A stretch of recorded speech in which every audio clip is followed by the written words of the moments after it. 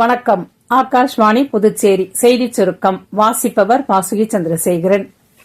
பிரதமர் திரு நரேந்திர மோடி வரும் 29ஆம் தேதி முதல் 4 நாள் அரசுமுறை பயணமாக ஜப்பான் மற்றும் சீனாவிற்கு செல்ல உள்ளார்.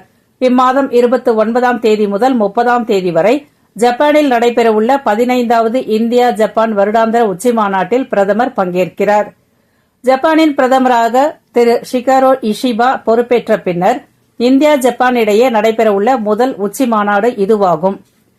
பிரதமர் திரு நரேந்திர மோடியின் 125வது மன் கி பாத் எனும் மனதின் குரல் நிகழ்ச்சி வரும் 31ஆம் தேதி ஞாயிற்றுக்கிழமை காலை 11 மணிக்கு ஆகாஷ்வாணி மற்றும் தூர்தர்ஷன் தொலைக்காட்சியின் அனைத்து அலைவரிசைகளிலும் ஒலிபரப்பாக உள்ளது.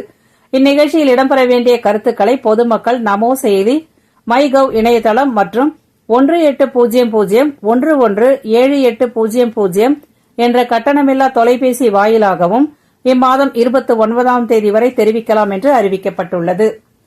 நாடு முழுவதும் உள்ள ஐஐடி உட்பட மத்திய உயர்கல்வி நிறுவனங்களில் முதுநிலை பொறியியல் படிப்புகளில் சேர கேட் எனும் தேசிய நுழைவுத் தேர்வுக்கு வரும் 25ஆம் தேதி முதல் செப்டம்பர் 25ஆம் தேதி வரை www.gate2025.iitr.ac.in எனும் இணையதளம் மூலம் விண்ணப்பிக்கலாம் என்று அறிவிக்கப்பட்டுள்ளது.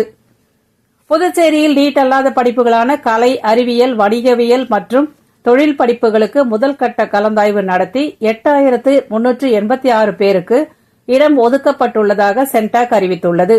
இதில் ஆட்சேபனை இருந்தால் மாணவர்கள் சென்டாக் இணையதளம் மூலம் இன்று காலை 11 மணிக்குள் தெரிவிக்கலாம் என்றும், இடம் ஒதுக்கப்பட்ட மாணவர்கள் அந்தந்த கல்லூரிகளில் வரும் 28ஆம் தேதி மாலை 5 மணிக்குள் சேர வேண்டும் என்றும் சென்டாக் அறிவுறுத்தியுள்ளது.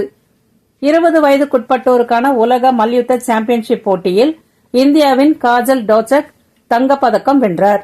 நேற்று பல்கேரியாவில் நடைபெற்ற மகளிர் போட்டியில் ஸ்ருதி மற்றும் சாரிகா வெண்கலப் பதக்கங்களை வென்றனர். இத்துடன் இந்த செய்திச் சுருக்கம் நிறைவு பெறுகிறது.